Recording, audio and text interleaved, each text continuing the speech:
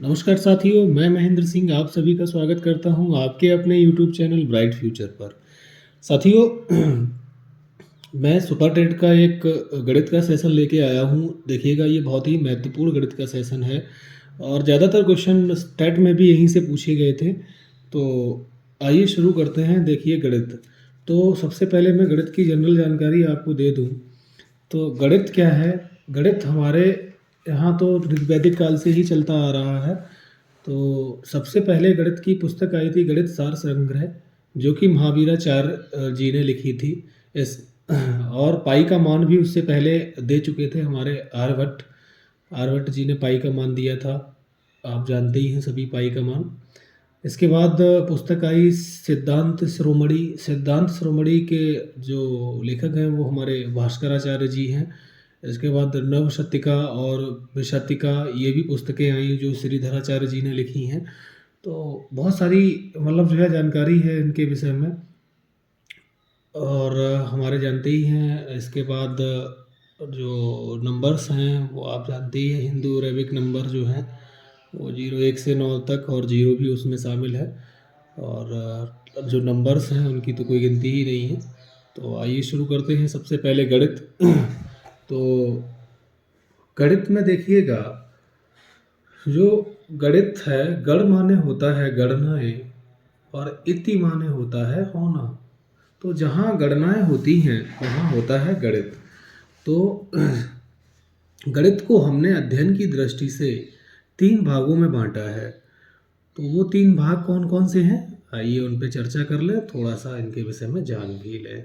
सबसे पहला भाग है वो हमारा है अंक गणित।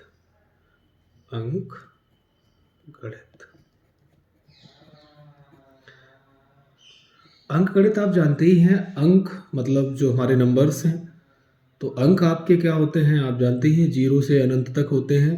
आप इनकी काउंटिंग नहीं कर सकते, लगातार ये बढ़ते ही रहते हैं।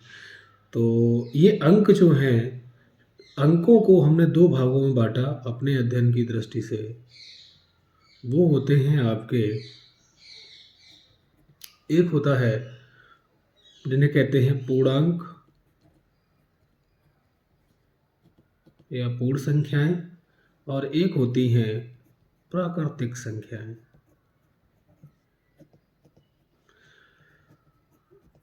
तो पूर्ण संख्याएं प्राकृतिक संख्याओं में क्या अंतर होता है, आइए हम चर्चा करते हैं इनके विषय में। देखिएगा, पूर्ण मतलब सभी जितने भी अंक बने हैं वो सभी आपके अंक इसमें आ जाएंगे, अर्थात 0 1 2 3 4 ऐसे ही करके अनंत तक आपके इन्फाइनाइट।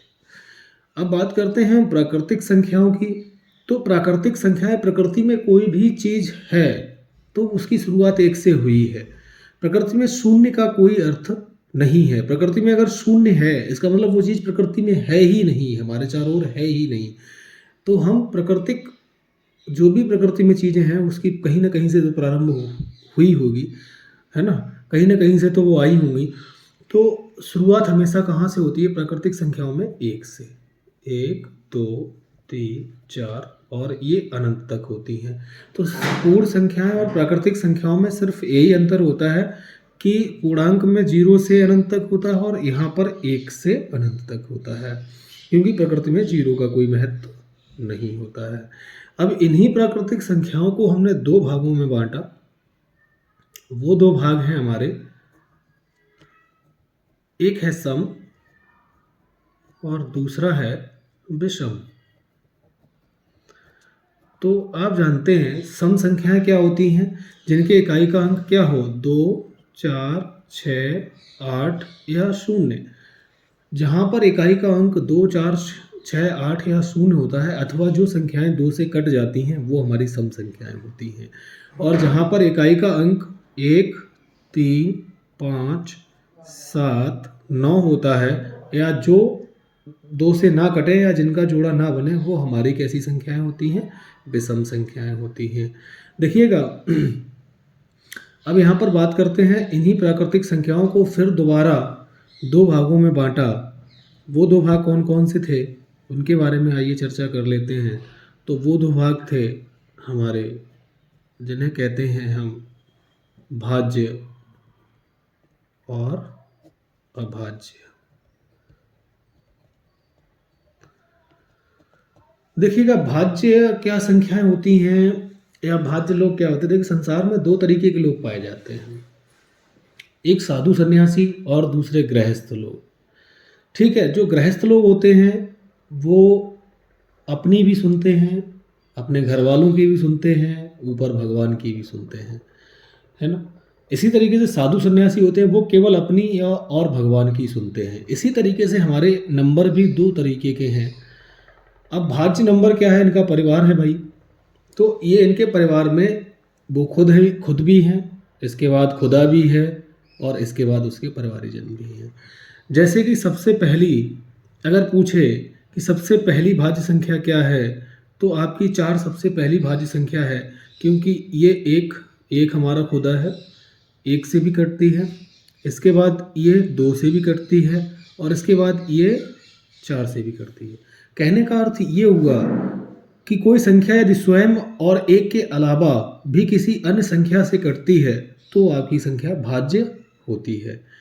इसके बाद दूसरी आएगी 6, ये 1 से भी कटेगी, 2 से भी कटेगी, 3 से भी कटेगी और 6 से भी कटेगी। इसके बाद 8, 1 से, 2 से, 4 से और 8 से।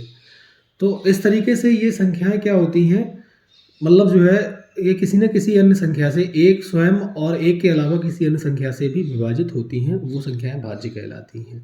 अब बात करते हैं अभाज्य संख्याओं की। तो अभाज्य संख्याएं हमारे साधु सन्यासी हैं भाई, खुद की सुनते हैं और खुदा की सुनते हैं।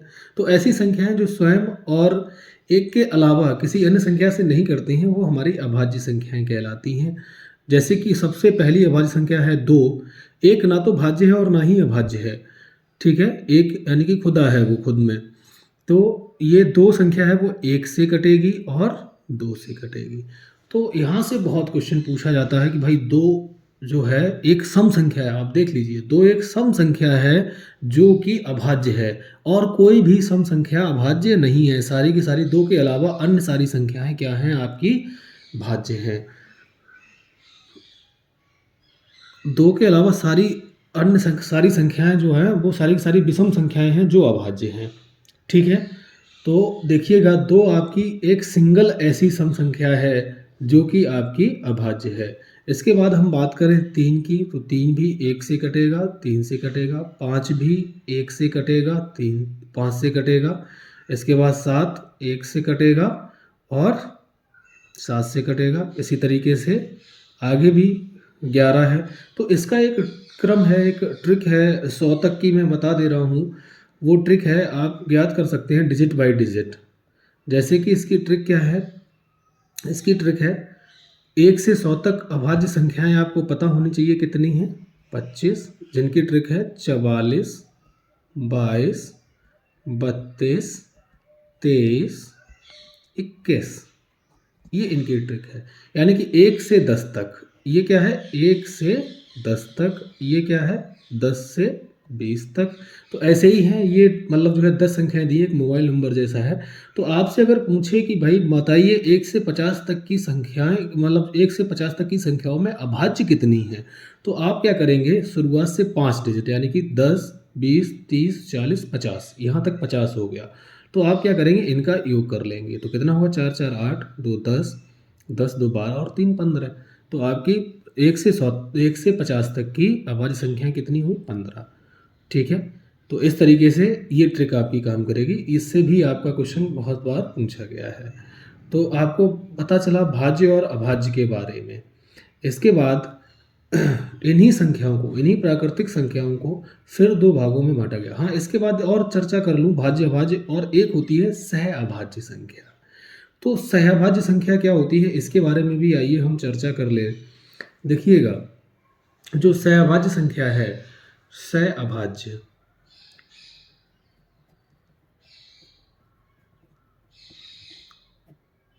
जिन 2 संख्याओं का क्या एचसीएफ या मासा, एचसीएफ या मासा एक हो जाए, वो आपकी सहअभाज्य संख्याएं होती हैं।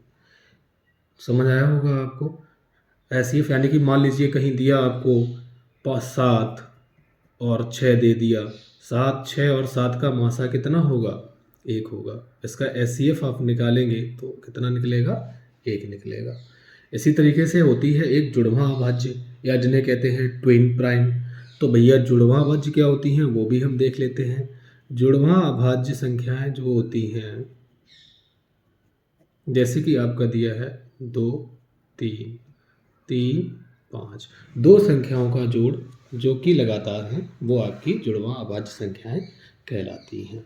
इसके बाद बात करते हैं हम अगले। इन्हीं प्राकृतिक संख्याओं को फिर 2 भागों में बांटा गया है। वो 2 भाग हैं आपके, प्राकृतिक संख्याओं को फिर 2 भागों में बांटा गया है। वो 2 भाग हैं आपके जिन्हें कहते हैं रेशनल और इरेशनल, अर्थात आपकी परिमेय संख्या और अपरिमेय संख्या। परिमेय संख्या और अपरिमेय संख्या, इन पर भी हम बात करते हैं, परिमेय संख्या और अपरिमेय संख्या पर। तो देखिएगा, परिमेय क्या होती हैं संख्याएं जिन्हें हम P/Q के रूप में लिख सकें। तो P/Q अर्थात भिन्न रूप में लिख सकें, जहां Q बराबर कभी भी 0 ना हो। Q कभी 0 है, यानी कि जो आपका हर है, हर कभी 0 नहीं होना चाहिए। तो हर कहाँ 0 नहीं होगा कभी भी? जितनी भी आपकी प्राकृतिक संख्याएं हैं उनमें हर कहीं 0 नहीं होगा। जैसे 1/1, 2/1, 3/1, 4/1। तो ये क्या होगा, हम 1 लिख सकते हैं। तो जितनी भी प्राकृतिक संख्याएं हैं वो सारी की सारी आपकी परिमेय संख्याएं हैं। जितनी भी फ्रैक्शनल नंबर हैं, जो भी आपकी भिन्न वाली संख्याएं हैं, इसको जस्ट उल्टा कर दो, 1/2, 3/2 या 5/3, 1/4, 1/3, ये सारी की सारी संख्याएं जो भी होती हैं बटे में, वो भी आपकी परिमेय संख्या के अंतर्गत आएंगी। इसके बाद जितने भी आपके वर्गमूल हो सकते हैं, पूर्ण वर्ग संख्याएं, जैसे कि √4, ठीक है, ये बराबर 2 आ जाएगा, तो यानी कि इसको 2/1 हम लिख सकते हैं। तो ये भी आपकी जो पूर्ण वर्ग संख्याएं हैं वो भी आपकी परिमेय संख्याएं ही होंगी। इसके बाद पूर्ण घन संख्याएं, अर्थात आपने लिखा है यहाँ पर कितना, 8, 8 का मतलब 2, ठीक है। जो पूर्ण घन संख्याएं होती हैं वो भी आपकी कितनी होंगी? वो भी आपकी परिमेय संख्याएं ही होंगी। जो रिपीटर्स होते हैं, जैसे आपने कहीं लिखा देखा होगा 4, 3, 4, 3, 4, 3, 0.43, 4, 3, 4, 3 ऐसे लिखे जाते हैं, तो इसको ऐसे लिख देते हैं 4, 3 के बाद। तो ये भी आपका क्या होता है? परिमेय संख्या ही होती है। चलिए अब बात करते हैं अपरिमेय संख्या की। तो अपरिमेय संख्या को जिनको P/Q के रूप में नहीं लिखा जा सकता, वो आपकी सारी संख्याएं अपरिमेय संख्या होगी। जब जिसमें सबसे पहले मान आता है पाई का। पाई का मान होता है 3.143, ऐसे ही डॉट डॉट डॉट डॉट लगातार, मतलब ना तो रिपीटर्स होते हैं, ये लगातार में रिपीट नहीं होते हैं नंबर्स, हर बार नया नंबर मिलेगा आपको।